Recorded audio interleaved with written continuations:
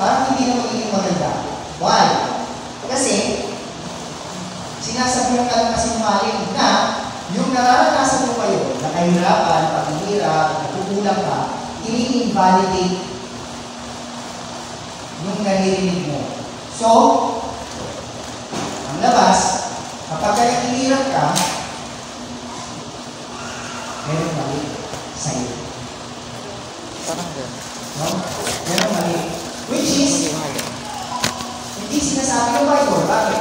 Sabi ni Jesus, kapag sumunod ka sa akin, ang gagawin mo, you will take up your cross, you will deny yourself, and then you will follow me. So, it's a clear picture na kapag ikaw sumunod sa Panginoon, hindi magiging happy-go-lucky o happy smooth sailing. Hindi siya limit mo. Even po, hindi siya magiging madali. Magiging mahirap, dadaan ka sa rock, dadaan ka sa straight, dadaan ka sa patak, dadaan ka sa pataas, dadaan ka sa bababa. So, mahirap po yun. Hindi siya gano'n. Pero kung gano'n palagi ang maririnig mo, then, there's something na mali sa pinanginan mo. Palagi ang relation ni Pastor Lapis, kaya kahit si Pastor Bong, na kapag na puro fasting, yung naririnig mo, tama ko yung paninigan fasting. Pero minsan, dapat paninig mo yung negative. Kasi yung talagang nangyayari. Diba? Yun ang totoo. Nahihirapan ka sa buhay. Yun ang totoo. Anong gagawin mo?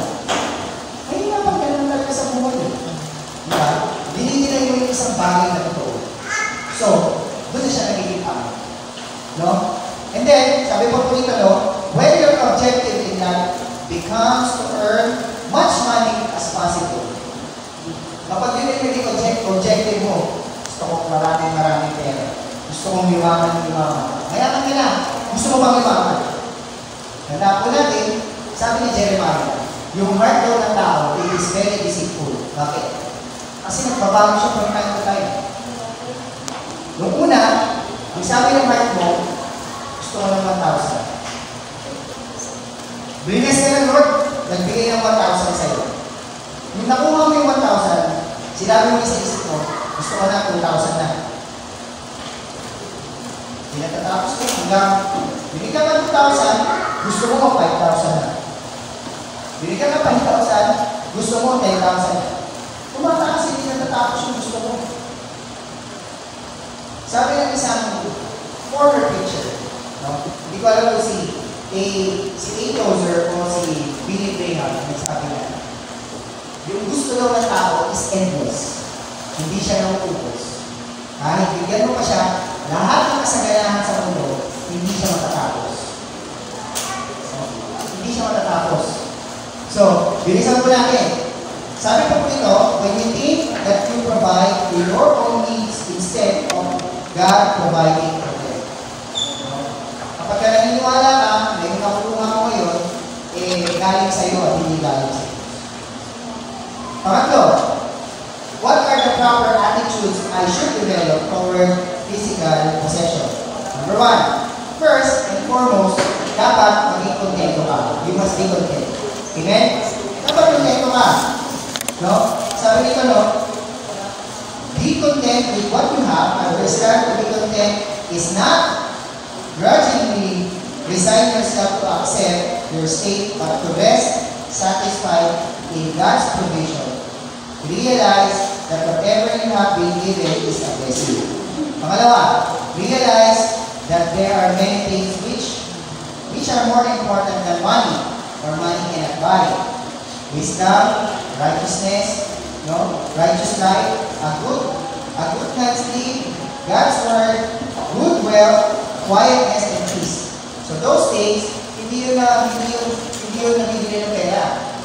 Sabi ni Pastor Stephen Brado, kahit marami ng pera, at aircon yung kwarto mo, it will not guarantee to give you a good sleep. But only God can give you a good rest. Diba? No?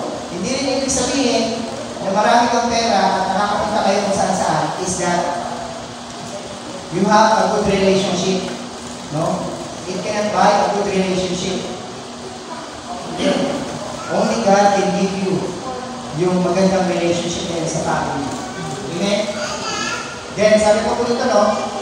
If and when God blesses you physically, do not forget Him.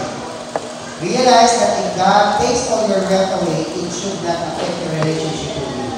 Parang si Job. No? Do not be envious of someone else's wealth.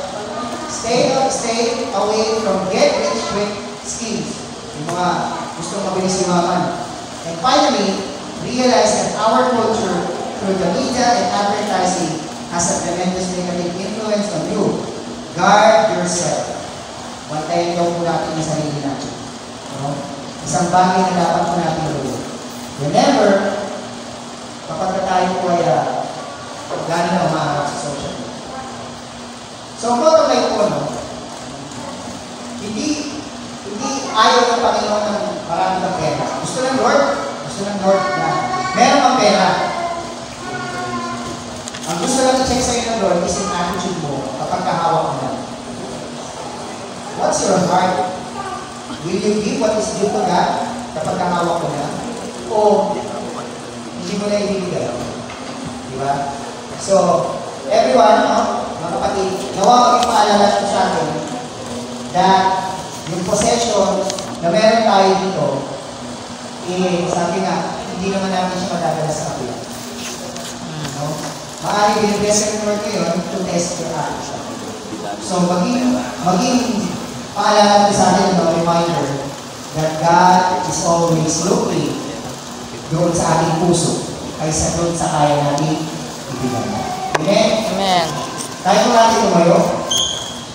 Tayo po yung manalangin. Panginoon Diyos, maraming salamat sa umagang ito.